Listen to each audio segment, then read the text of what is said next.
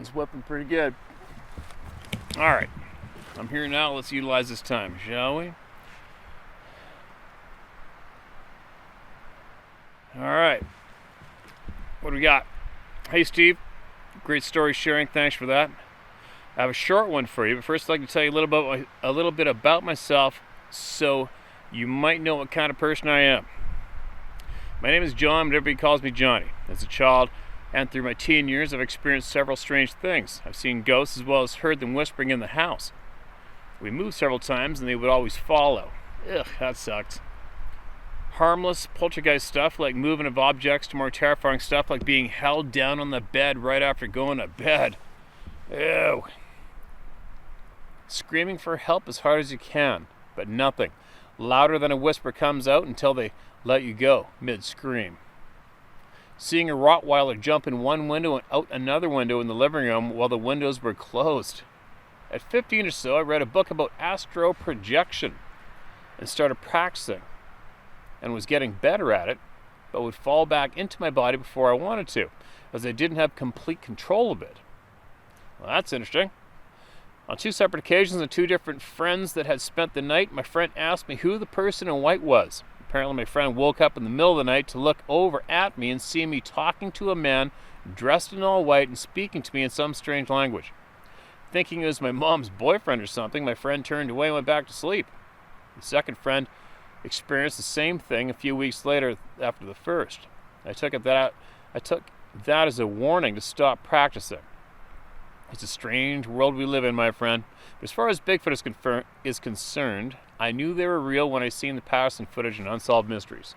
That old TV show back in the 80s. Man, living in Texas at the time, I knew back then that I wanted to live in the Pacific Northwest at some point. Meanwhile, I was reading everything from Einstein to Bigfoot. Having an analytical mind, I gather information and keep only what seems logical, knowing what I know. I'm not that person that believes everything they hear. Being older now, I'm not so in tune with all the ghost paranormal stuff, but I can still sense a cop 2 miles up the road giving me enough time to avoid speeding tickets as I do 80 miles per hour on the highway. My wife asks me why I'm slowing down, and I tell her about the cop ahead. She looks at me funny and shakes her head when we finally roll past the cop. Not long ago, her old blind cat was lost for a few days and she was really upset and crying. You know how attached women get to the cats. I had a dream and told her about where the cat was, near a fence line about 5 blocks from our house. And so she went there and found her cat about 200 feet from that fence. We all have these abilities, if you're open to them, I believe. Okay, here's my story. I live and work in Willamette Valley area of Oregon. I work in the underground utilities industry, and at the time my job consisted of locating. I'm still in the industry, but doing other tasks. Anyway, this is about 4 years ago in the late spring, early summer, and I've been asked by a friend that works with the power company to help locate an underground power primary that feeds a cell tower on top of a mountain. So around 11 a.m., we meet at this old farmhouse at the base of the mountain where the overhead power dips down off the pole and starts to twist and turn its way up the mountain. We leave my truck there and jump in his work truck. We head east for about a mile on the paved road until we get to the gated access road that heads up the mountain. About 2.5 miles up the dirt road, he drops me off at the new transfer that sits right next to the road. This is where I hook up my transmitter so I can follow my signal towards the pole drop. As the crow flies, I'm about 1.5 miles from the old farmhouse and my truck. The first 300 feet was easy as the line follows the road, but then it turns west and it's all thick forest, grasses, poison oak, and blackberry bushes. I have in my possession 3 tall spray cans of red paint stuffed in the pockets of my cargo pants, my locator wand, a spray stick, and a machete. So I'm hacking my way down through the forest, and it's thick. Steve, you know what I'm talking about. Chopping and spraying for about 45 minutes until I get to a clearing where the sunlight shines on the 2-foot tall grass in what is about a 40-foot by 20-foot clearing. I was relieved to find that clearing for a short break until I noticed 4 bed-down areas surrounding me, like as if 4 supersized elk had been laying there. That's what I thought for about 4 seconds. Then my mind put it together that there are no elk on this mountain. Elk are like 50 miles west of here. I had that feeling of, I don't belong here and I need to get away from this area right now. Instinctively, I knew what had been laying there. Calmly, I kept moving back into the thick stuff, chopping and spraying, while at the same time being hyper-aware. I had traveled about a mile or so, and the forest was starting to open up. Another 50 yards, I could see the farmhouse about a half mile away down the mountain slope. That's when I noticed a shelf to the north, and about 40 feet above me. I thought to myself, man, that'd be a great place to look over this area. That's when I heard a baby cry up there, like a newborn that is startled awake. 3 quick inhales, followed by a wah. I heard that 3 times in a row, followed by silence. Everything went silent. I stood there looking up at the landing for about 15 seconds, thinking to myself, what the F? A baby? Oh shit, gotta go. If that thing has a baby, it's gonna be super protective. Then I heard and felt a huge thud. Imagine a tree that you can't wrap your arms around, about a foot of space where your hands won't touch. Now imagine a section of that tree about 10 foot long. You would have to hoist that log up 50 feet and drop it on the ground to get that loud of a thud. I took that as a warning not to come up there because that's what I was thinking about doing right before I heard the baby crying. Needless to say, I couldn't make my way to that farmhouse fast enough while still marking the power line. I didn't feel fear, but I did feel warned in a sense. My buddy was meeting me at this pole, and I could see him approach as I still had an eighth of a mile to go. I got in his truck, and we started to head back to get my transmitter when I told him what happened. With no judgment, he said, yep, those things are out here. You ever hear a baby crying in the woods, Steve? Crazy, creepy stuff. Your bro, Johnny. Johnny, thanks for that share, man. And nope, I haven't heard a baby crying in the woods. But it's funny, back when I was like, I don't know how old was I, 27 or something, and I was talking to Bobby Short online. And I was right around the time I met up with John Benedeggle. He bought me breakfast and we hung out. And I was coming up with a crazy plan when I was thinking about I'm going to go pursue these things. I remember Bobby Short saying that a recording of a baby was very effective in the woods if you want to get some attention from these beings, was to play a recording of a baby crying. I never did, probably thank God. But thanks for that share, my man. You got anything else you want to share in the future, make sure you chuck it in there and send it away, all right? Everything counts and everyone counts. And take from it what you will, you guys, all you listeners. Take from these emails what you will or leave it. It's up to you. You are the judge for you. Nobody else. Nobody controls what you hear, what you don't hear or see. Not here. All right? It's all wide open. You use your common sense, you use your gut instincts, and you use your knowledge to find those missing pieces of puzzle for your journey in this lifetime, all right? No other human being qualifies to tell you shit. Got it? All right, what do we got? I hope this is a use from the Owl Man. All right, so that'll be good. They have been in the past, right? Steve, thought I'd once again try to answer some of the questions that may help put some puzzle pieces in place for you and your audience. I suspect this is going to be a long email, so you may wish to save it for another time. Nope, I'm ready now, man. Let her rip. I pondered sharing these things because they sound crazy, but I think everyone who listens to you deserves to hear this information and decide for themselves what is relevant for them. Amen. I by no means demand anyone believe anything I say. I just want people to consider these things and remember in case somewhere down in the line that it becomes useful for them. Bravo and frickin' perfect. I think your choice for calling these beings the Sabe people is a step in the right direction. I have much respect for your listener whose ancestors called them this. I listen to every video you make and I read through all the comments. Some encounters have me asking more questions. I've decided to ask the Sabe I know, especially their relationship to strange orbs of light, specifically the person who wrote to you about his childhood encounter with the wood rose in Ireland and the ball of light he managed to produce from his enclosed fingers. Then the other incident with the one seen roadside with the balls of light floating around his chest. And that was actually in Prince George, near Prince George in British Columbia. I plan to get more precise answer for you. Having said this, I have seen these so-called orbs before in the forest when talking with the Sabe. One incident in particular where a small blue orb began to drift out of the treetops. As it descended, the Sabe person we were speaking with told us to stop talking. Apparently these strange balls of light have some type of intelligence associated with them, and can eavesdrop on conversations. I never really followed up on this with them. I plan on getting that information as soon as possible.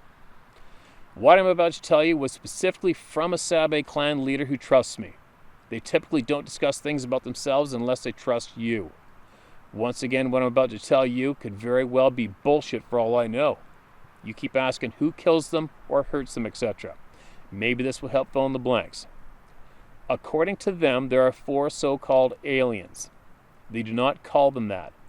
They have another word for them. They do not like any of them because they specifically come looking for their people.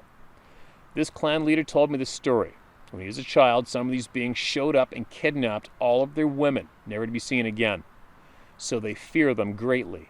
Here's how they describe these 4 races of beings. Number 1, the dragon people. Ruthless, merciless killers and tormentors who seem to control the other races. I think popular culture calls these reptilians. They had no idea what this word meant. I described what these things look like, and they recognize the appearance and say they are the dragon people. There seems to be 2 types of what we call greys, a tall, skinny type and a short, tiny type. They don't even have names for these. They don't understand how these things can actually walk, considering how they are built. But then there's a race that looks like a giant insect or a mantid. I was told they seem only interested in the trees and seem to ignore the Sabe people, but they still avoid them. Apparently, all these beings can communicate through mind speak. So, when the Sabe discover them lurking around, they have to shut off their telepathic communication. All these races can communicate this way and can locate them if they try warning each other of the impending danger. So, they are very fearful of all these beings because if they get captured, they disappear, never to be seen again. It seems all these beings are also interdimensional, and that makes moving through portals so dangerous, especially if you encounter one of the dragon people in that void. Once again, I do not know if any of this is true or not. It seems to me any being with advanced tech doesn't need to worry about telepathy to find the ones not using it. The use of portals, once again, they do not call them that. It seems some of them can open and close portals in fixed locations. The best I can understand from how they explain it, they use energy as if it was a combination lock. Once they can navigate the void, once open, they can navigate the void within to go anywhere, especially if you know where you're going. One Sabe explained it to me like this. I could open a portal to cross this creek, but the distance inside may be much greater to get across it, so it would just be easier not to open it and walk across. Of course, I am paraphrasing how he explained it. This explains why they are everywhere in the world. Think of all the islands and places in the world where people see them, even in city parks and such. It is also one reason it seems they can simply vanish out of sight. Mind you, I used to think all this stuff was nonsense. I just take it in and take notes for times such as these. Why some of them smell so bad? The vast majority of them do not smell horrid. They typically smell like a well-used saddle or saddle blanket, kind of horsey, not really unpleasant. The ones who smell terrible may have one or more of these issues, and it's important for people to know. In their culture, if you kill and eat a skunk, you're supposed to remove the scent glands and spread its contents all over your body. Why? Because to them, the skunk was never able to defend itself, and because you decided to eat him, you have to wear his scent as a sign that you had no respect for his life. So eating skunks is something most of them avoid doing. It's a stigma attached to it. Having said that, the ones who don't mind eating skunks don't mind being smelly and do not care about their own personal hygiene. If you don't care about your hygiene, you don't care about their society as a whole, and you tend to be avoided. Which can mean the rotten-smelling ones don't care about the rules and can have a criminal element to them. So if someone has an encounter with a horrible-smelling one, it's best to get away as soon as possible because you may be dealing with a Sabe who is dangerous. I say may.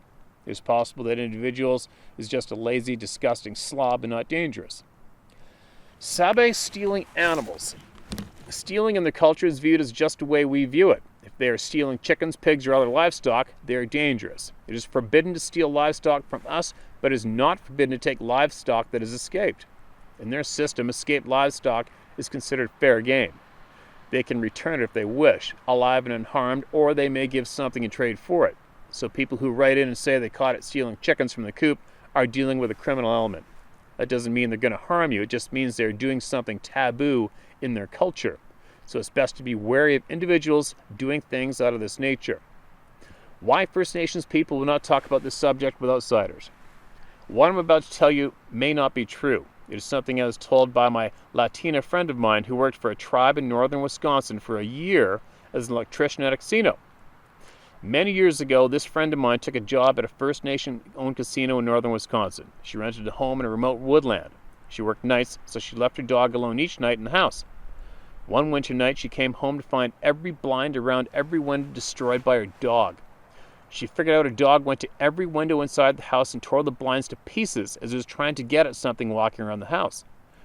So she went outside and found 16-inch barefoot prints in the snow that stopped at each window and eventually went back into the forest. She was very perplexed about this, so she went into work the next night. She told the people she worked with about the incident. She was concerned about some barefoot crazy person stalking her. None of the First Nations people would tell her what was going on. She could tell they knew something but didn't want to tell her. Eventually, the janitor pulled her aside and told her, this is what he said. "We call them the big man. We do not talk to outsiders about them. Long ago, our peoples fought each other back and forth from time to time. When things got really bad, they would steal our women and children. They did not eat them. They took them as mates and raised up our children in their tribes. Then the Europeans came with guns. The Sabe leaders came to our leaders to make peace and offer a truce. All the tribe leaders gathered with theirs and made a pact. They would never again take our women or children and wage war with us, only if they never teach or tell the new people about us. Keep us a secret so we can stay safe from the new ones." My friend was rather shocked at all this. She told me this story when she returned and her contract expired. She knew nothing about the Sabe or my interest in them at the time. I never forgot the story. Now, is it true? I have no idea. I bet anyone listening to this story that has a trusting relationship with any First Nations people might be able to verify this. Nonetheless, it'll explain the constant avoidance issue First Nations people have to speak about the subject outside of their culture. For whatever it's worth, Steve, I hope this is of help to someone. I hope this puts someone's puzzle in place. Try to remember this. If the government has to admit the Sabe people are real, it will force them to admit there are other things that are real too. Fear of the unknown is our real enemy here. I used to be terrified of the Sabe. Not anymore.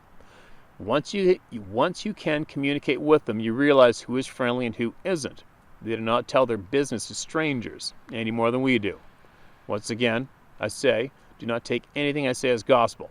As you so eloquently said, add the pieces to your own puzzle. And one more thing. To those who think they are not people, you would never invent much of anything if your brute strength allowed you to perform just about any physical task you need. Best wishes to all who have eyes to see and ears to hear. The Owl Man. Once again, great email share, man. And make sure you share more, all right? I am curious to hear what you learn. Now, I'll guarantee you 1,000 other people are curious to hear what you learn as well. I'm curious to hear what everybody learns. I want everybody to email in what they've experienced and learned. All right? It helps a lot. The government. I've said it a million times. Who gives a shit? Who gives a shit about the government? I do not care about the government or what they think. I don't care. They do not care about me, and they do not care about you, and that is a fact. It's all about the people. All right? It's all about us. I don't need the government to confirm anything at all in my lifetime. I don't need nothing. But I do need the people. We need each other. I need everybody to share with me their knowledge, and I'm going to keep sharing with all you people my knowledge. And these puzzles are probably getting filled in at a real fast pace, wouldn't you think? As compared to the last 30 or 40 or 50 years. I'm guessing. But anyway, let's see what else we got. Looks like we got sunshine coming. The wind's still howling. I don't think I'm in line with anything dead to fall and bust my head in half. So we'll find out, won't we? All right, here we go. Titled, I value your thoughts. Yeah, all right. Well, what do you got? Steve, I happened upon your website and subject matter after something happened to my son and I during third rifle season in Colorado 2014. It's taken me a long time to finally share this, but here you go. This took place in Saguache County, game unit number 68. I only tell you this because I don't ever plan to hunt there again. Not because of what happened that one night, but because after 5 seasons of hunting, I never filled a tag in this unit. All right, maybe that'll do it. Anyhow, it was just my 13-year-old son and I, tent camping at an elevation of about 9,000 feet. Long story short, neither of the 2 heaters that I brought would work for some reason, so we pulled our cots close together and shared 3 sleeping bags between the 2 of us. At about 1 a.m., I woke to my son tapping me on the shoulder at about 100 miles an hour, trying to wake me up. He said, "Dad, there's something outside the tent." I heard it walk up and I can hear it breathing. So as a responsible parent in the situation, I calmly said, "Okay," and slowly rode away from him and grabbed my little 9mm pistol off the table next to my cot. I instantly became in tune with all my surroundings, unlike never before. I tried to control my breathing so I could hear better. Yes, there was something next to the tent, and I, too, could hear its breath sounds. The weird thing was that from my position in the cot and the sound of the breath that I could hear, this thing had to have been 8 feet tall. Now understand that my son is laying in his cot between me and whatever is on the other side of the tent. The blood is rushing through my carotid artery, and the adrenaline is in full force at this point. All I could think to say at this point is, put your fingers in your ears. Yes, that's right, I was prepared to shoot over my son and through the side of the tent at something I could not identify. That's how scared I was. After about 60 seconds in the situation, I heard it slowly walk away. At the same time, I heard something else walk closer to the tent from another angle. I said out loud 3 times, "No, no, no." It stopped in its tracks and walked away. Crisis averted. That's when my son told me to go see what it was, and I told him no. He said, "Why not?" I said, "Because it's cold out there."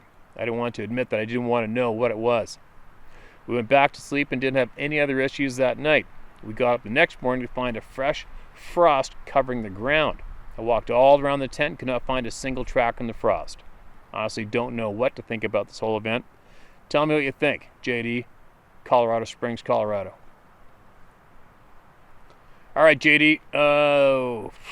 You know what? I wasn't there, man. You were there.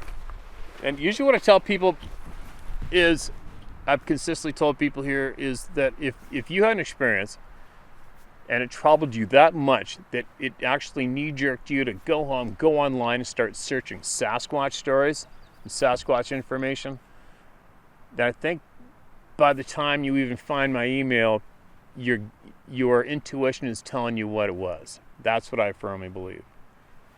And especially if you went out of your way to find my email and send me an email what happened.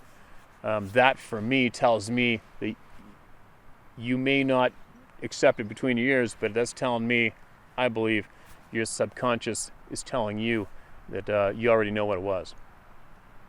But coming from a hunting guide, wait, we say Colorado? You guys got moose in Colorado, don't you? If I was just coming at it, it's just a random question, somebody on the street, and they asked me what I thought it was. I mean, it could have been a cow and a calf moose. Who knows? But I doubt it. Could have been a bear and a cub. But I doubt it. If you made a noise and one of them immediately knee-jerked and went away from the tent, another one's not going to come up to the tent. It's not going to happen. Not with wildlife. They're going to bust out of there like boom. And I don't know if moose are hunted in your state. I'm guessing they probably are Shiras moose if you got them. If they're hunted, they would have smelt your scent in camp and they wouldn't have come up to your tent. It's not going to happen. So there you go. That's my thought on it. And nobody's going to judge you for going to shoot over your son. You know, it's funny. I've always told all my hunting partners, always, even people I guide, I always tell them flat out, if I ever plug my ears and drop to the ground in front of you, like right in front of you, all that means is go ahead and shoot what's right in front of me. I tell people that all the time. If I plug my ears and I drop, go ahead and whack it. Big deal. I trust them, especially if somebody's right tight. That's a whole other topic though, isn't it? And the wind's got a lot of bush moving. Startling Sasquatch. Steve, you can use my name if you wish. I joined the, oh shit, that was the Sasquatch Club back in 1977. I was 25 years old at the time. I'm now 69. I remember it like yesterday. It was not a scary experience because I was the one doing the scaring. I was living in South Lake Tahoe, California, in a little community just south of the airport called Myers. My house is about 900 or so feet from the upper Truckee River, west of Highway 50. I was standing on my front porch facing west. Across the street was forest. It was around noontime, and I'd just eaten. So I went out to the front porch for some fresh air. At the time, there weren't many houses west of me, just trees and a field. Then another row of trees, then another field, and then the river, about 900 feet away. Between the trees across the street, I saw a person walking in the closest field from my left to my right. When he got to the slight opening in the trees, I could see this guy, who was maybe 450 feet away, wearing what looked to be a one-piece brown snowmobile suit, hood and all. I thought it rather strange because it was springtime. He was just walking real slow and looking around. I hadn't seen anybody for days in the area, so I gave a loud whistle and shouted hello. This guy freaked out. He turned and faced me and brought both hands up, and his mouth dropped open. I thought he had to have a huge mouth for me to see it at that distance. He was standing in front of a pine tree, and he backed into it. The top of the pine tree hit the guy's right shoulder about 2 inches down from the end of the shoulder. He hesitated and then spun around and covered the 450 feet to the river in about 6 or so seconds. Now that freaked me out. He just made Usain Bolt look like a guy on crutches. At no time did this guy drop on all fours, just two-legged transport. It then occurred to me that all those pine trees where he stood before he took off were 8 feet tall or better. I bailed off the porch and headed straight for the tree it had backed into. I hardly blinked for fear of losing sight of that tree. I crawled over logs and bushes. When I got to the tree, it was as I figured. It was about an inch over 8 feet tall. At that time in my life, I could place my palm an 8-foot ceiling with my feet flat on the ground. The tree was about an inch over my outstretched palm. I later measured on me from 2 inches down off the edge of my shoulder to the center of my chest and then to the top of my head. It's about 14.5 inches. If this guy is bigger than me, 6'3.5", then the same distance would be larger than that, and maybe a couple of inches, so 16 to 17 inches. This would make the guy around close to 9'6". Ain't no human being that I know of that is that bleeping tall, let alone one that can run 450 feet in a little over 6 seconds. I later talked to a guy on the other side of the river, and he'd seen them too. He had 2 dogs the size of ponies that were scared to death of them. Hell, they weren't scared of bears, but they would piss themselves trying to get into the house when these things were around. I was interviewed by Wes over at Sasquatch Chronicles in 2012, I think. I figured I'd relay this into you as well. I waited until I was in my 60s before I told anyone. The first 2 people I saw told me I saw a bear. They, in effect, were calling me a liar. Anyway, thanks for using your channel to help people out. I've been watching you since before you even mentioned Sasquatch / the Sabe. Be well, Peter Brooks. Tomorrow's the best time saver of today. Peter, thank you so much for that share. Absolutely appreciate it. Very detailed. And what a fortunate thing to see, really. You know how many people want to see what you saw from a safe distance like that and have it end like that?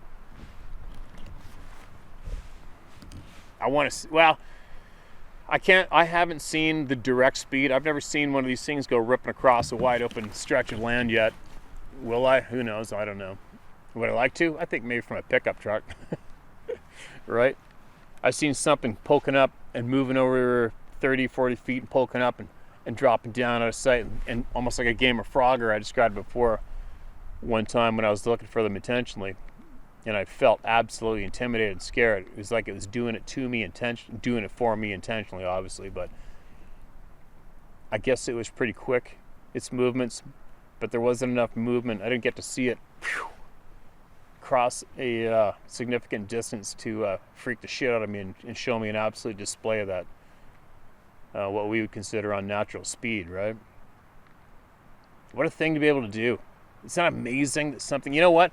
The one thing that did freak me out in my past was when I first started working way up northern British Columbia, and when I seen very, very large male grizzly bears moving fast.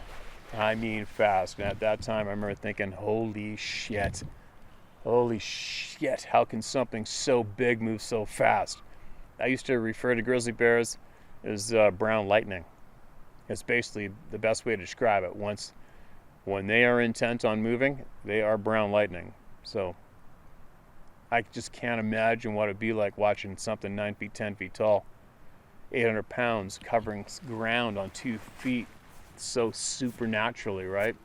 And so many of you people out there have seen that.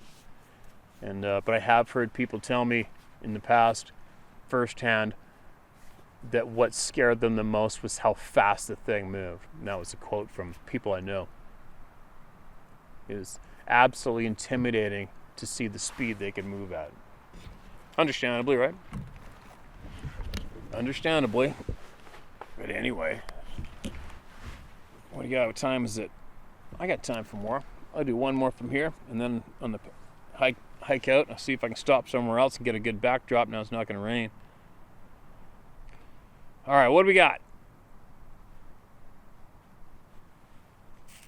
My name is George Morsaw, and I'm a member of the Pokagon Band of Potawatomi Indians in southwest Michigan. Here's a clip of some tracks that boggle my mind. All right, then it goes down, and I can see your email. Another email, forward to shared encounter. You shared it to Wes Germer. Forward. And then it's text, and there's no video, there's no clip. But anyway, let's read what you sent me, all right? Here you go. My encounter happened in 98 or 99 in the Upper Peninsula of Michigan on the Lance Indian Reservation.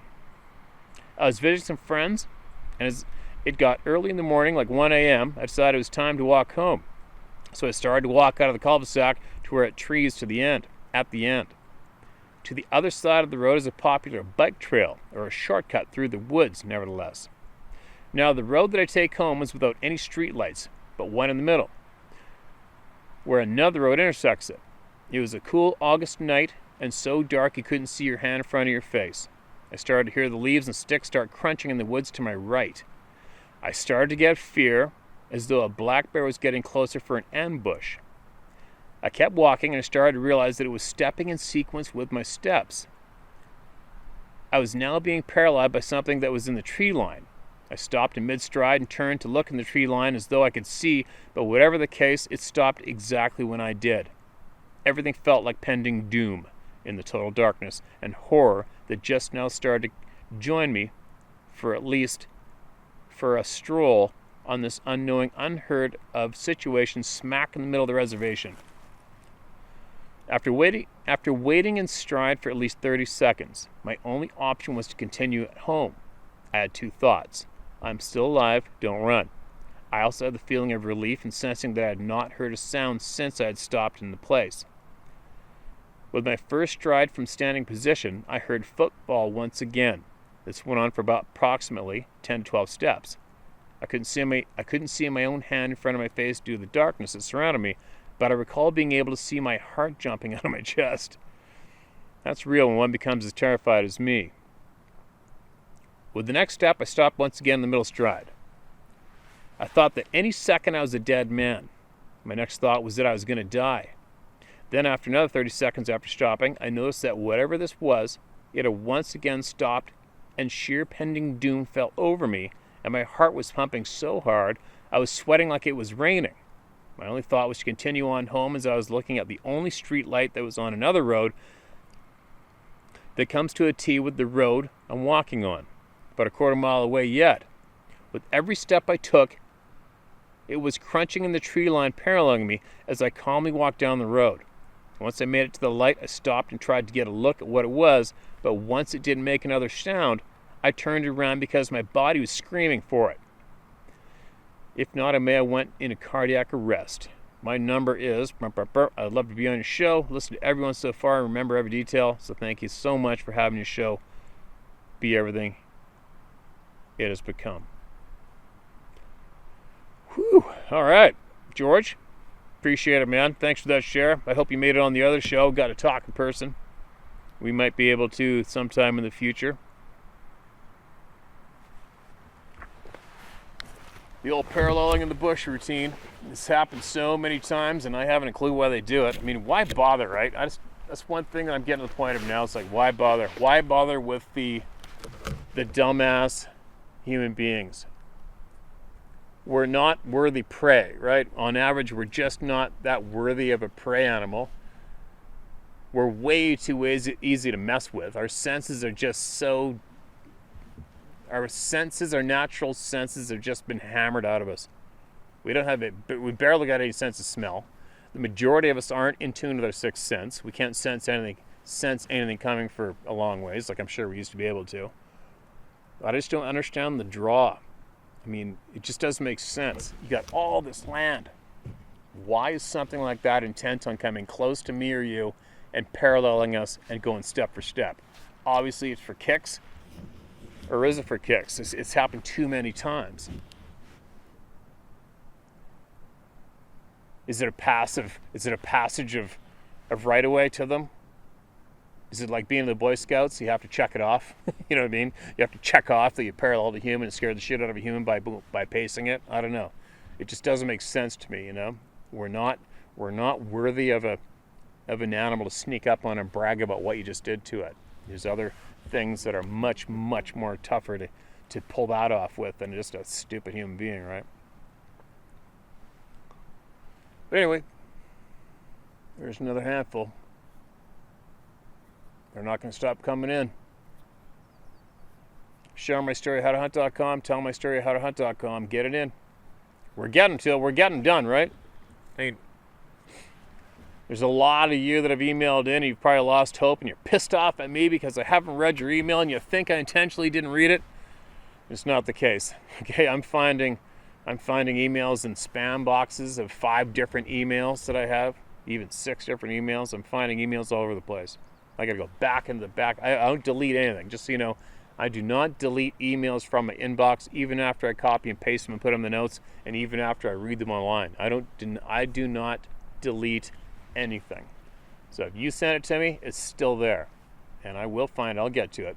And I do go back in the history of my inbox to grab various items that I've missed. I do it, and I do it often. All right, you guys, just so you know. Okay. But anyway, I gotta get my butt off this stupid log, and we're gonna go somewhere else. Got a little bit of time left yet.